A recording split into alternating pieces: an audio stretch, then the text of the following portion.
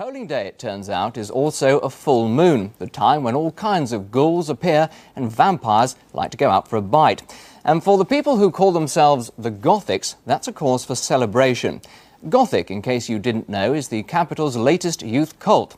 The Goths paint their faces white, their lips black, and dress in velvet and rubber. Count Dracula gets their vote, and Tonya Higgs has been investigating their rather shadowy world.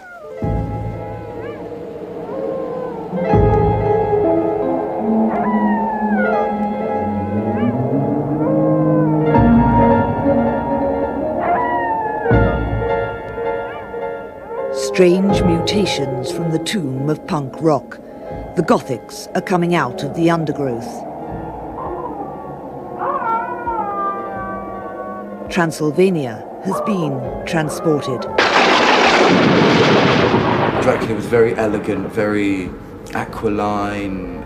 The blackness of the clothes, it's sensual, I think it's more exciting than the dowdy everyday things. I mean, it's a kind of dark theatre.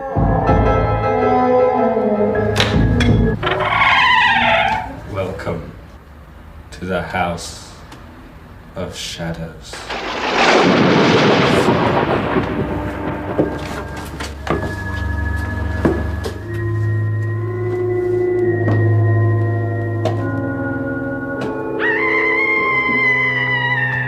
The home of the true Gothic is no place for the faint-hearted. In a shrine to the worst excesses of Bram Stoker and Edgar Allan Poe, the Goths congregate to hear from the man they call the Screaming Master. Wretch and famous to whom I'm bound, like the convict to the chain. The stubborn gambler to his dice, the drunken to his revelry, the carry-on to worms and lice. Cursed, cursed may thou be. I don't tend to get up very much during the day. I've never got on with sunlight.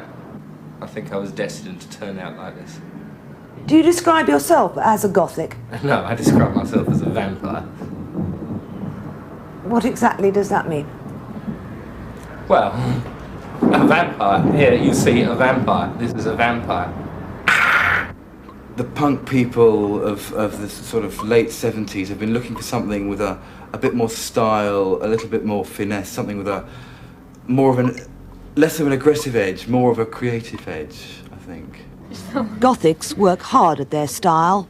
In a cave of treasures buried off Kensington High Street, Dave Vanian, lead singer with The Damned, has his own dark corner. And in the set that he created, the bride of this latter-day Dr. Frankenstein dresses a stream of Gothic maidens. It seems the market for the classic Wicked wardrobe is growing. We get all different kinds of people, all ages. We've had women 65 buying our outfits. I try to use very feminine fabrics, laces, satins, and I just hopefully makes people feel good when they're wearing the dresses. Makes them feel very feminine. Can you understand that for some people, for outsiders, the whole thing can appear a little bit sinister? Its links with the occult, with black magic. I suppose, but you know, it's those kind of things where you see things on the surface, all these skulls or whatever, and people get a little perturbed by it. Although I think in England, they tend to be quite free-thinking. People have gotten used to it now. You know, they realise that it's much more of a stylish thing rather than people practicing black magic in their bedrooms all over the world. Like most of London's cult creations, music is at the centre of Gothic style. The Screaming Master's audience now may be restricted to other goth-like types, but the man from the shadows has designs on the bright lights.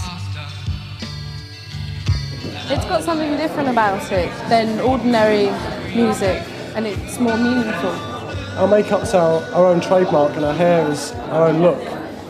Whereas the music we like, I mean, some of us might like Scream Marionettes, others might like other mainstream Gothic groups, but so we all got the same thing in common, as we don't like to start fitting with the mainstream Aha, Duran Duran. Gothic hasn't really ever broken through to the music scene in a big way. It never really has. And I think as far as over the last 40 years, I think it's the first thing that really is going to hit the music scene, the big music scene, as a new thing now. I really think it's going to happen. But despite the conviction of those Goths who are sure their day is coming, there are others who believe that, like true vampires, with too much exposure, this weird cult may just simply fade away.